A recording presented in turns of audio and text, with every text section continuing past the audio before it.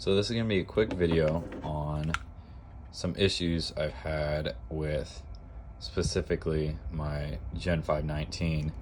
This is the MOS version, which is not made by the standard company that makes most of the Umarex Glocks. Since this is brand new, the parts are a little different. The mags are the same, but the internals are a hair different. And I've had some issues with the hop up. So my first game, I brought it out and I was having a blast with it. The reliability is great, but the hop up just didn't seem to work. I would adjust it and nothing would happen. I was shooting 2.5s and they would come out of the barrel straight and just drop off.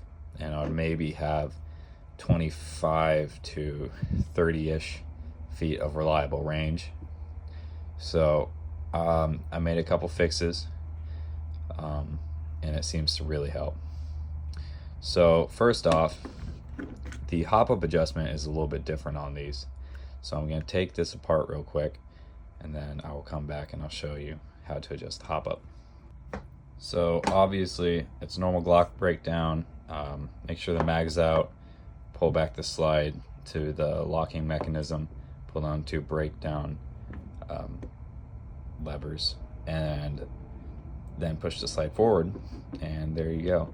So here you have your hop-up unit, and I'll show you. I'm going to break it down a little bit more, and I'm going to show you some of the fixes I had to do on this hop-up unit.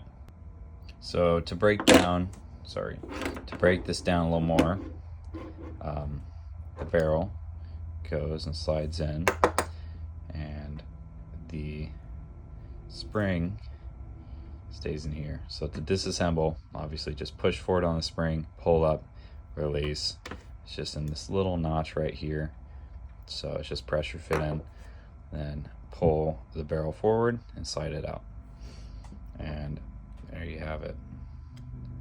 So the issue I was having with this hop-up unit, and this is just pressure fit in, I found the best way to take it apart was to push up and out this way, just to get those, specifically this side, this little pin over top of that actual outer barrel, and it's just pressure fit in, and you're not really going to break anything. This is a metal hop up, and just press out. And the way you adjust this hop up is this little dial right here. The regular Umarex has a dial right here on the spring, and you rotate it like that. This one's a little different. So the hop up dial is right there. And this is, in my opinion, a great change, as the hop up is just one solid piece, and I feel like the reliability would go up. But the issue with this hop up is when you turn this dial, it doesn't seem to affect the bucking on top. And I would break it down for you, but it's a little difficult. I'll break it down. Hold on one second. So once you've gotten that little, the nub's currently right there, that little nub over this little portion right here, and that nub over that little portion right here, should look like this. You just pull away. There's your outer barrel, there's your inner barrel. So this hop up works a little strange. Inside that wheel, that little dial right there, is a groove, and then there is a little metal piece, that's the top of it, that has a bar that goes down into that groove. And when you rotate this dial, the groove pushes up and down that metal bar, which connects up to here. And this is your bucking, which is just a metal piece, and it's flawed. It really doesn't work that great. So what I did was, on the lids of some Advil containers, or specifically I used their caffeine pills, on the lids there's this little soft bit so the capsules don't get damaged in shipping. And I just cut a little chunk out of that and I put it inside of there and glued it to the two little nubs to make basically a flat nub. And then I put it back together. And originally the hop up hardly even made a difference. But there you go. That is certainly working. And I got it pretty straight.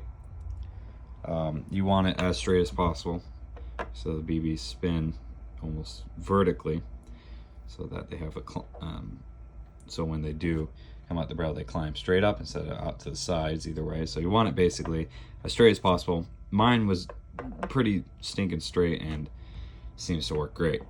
So you can use rubber band, like a piece of rubber band, just something relatively thin.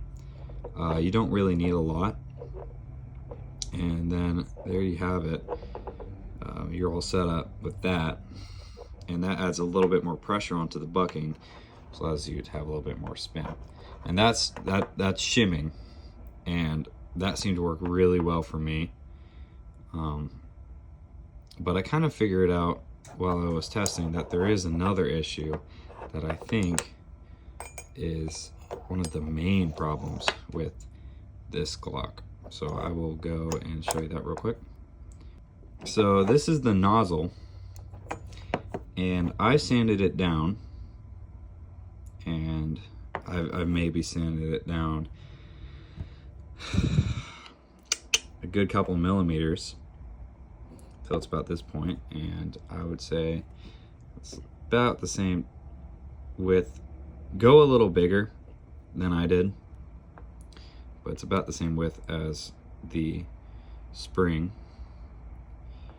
And you want to sand it down to there, because originally what would happen was, since this basically presses the BB into the bucking, if that's too long, it can actually press the BB past the area where it needs to be, where the hop up takes effect. So if the hop up's pushing down right here and the BB's out here, it's not going to have any backspin. And I was thinking that was the issue, so I sanded that down too, and that really helped. You can kind of tell when, so if you rack it and then you rack it again with no mag in, originally it would have a little bit of a pull to it. And what I was thinking is that was the nozzle getting stuck right up next to the bucking.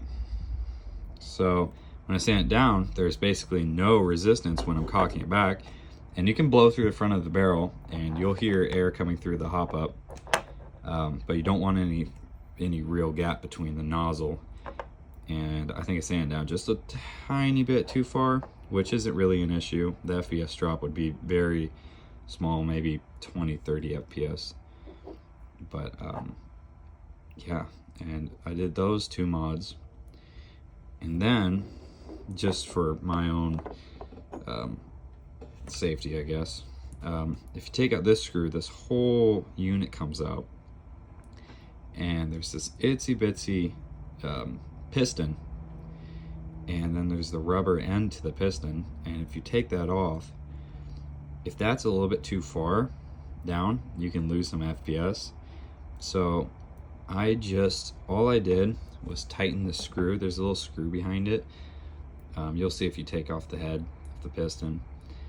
And I tightened that screw down and then put a dab of super glue and put it into place to make sure it didn't move. And if you're going to be replacing parts, I would not recommend that, obviously, but I did it because this is my workhorse and it's just going to stay that way. So I did that, put it all back together, and those are the main mods I did with this, and it has helped exponentially. I also, there's like a little metal piece right there that compressed the spring a tiny bit more. I took that out, and that also helped with the nozzle not being pushed deep into the bucking. So once I did all of that, the hop up worked absolutely flawlessly. It's great. I haven't really seen anything on Reddit or online talking about this issue. Obviously, this is a newer model. I mean, I'm guessing there's only been 1,158 made at this point, before this one. And because the internals are different, still kind of figuring it out. And this was definitely a factory issue. If you're really worried about it, I would definitely just send it back to factory and get it fixed. I bet they work pretty all right from factory if they aren't damaged. But by shimming it, you're basically making, you're enhancing it, you're making it better, and doing that nozzle will also help too. So doing all that really helped my hop up, and it went from basically not working to working amazing. I could probably hop 32 gram BBs with the shim effectively. So yeah, if you have any questions, leave it in the comments.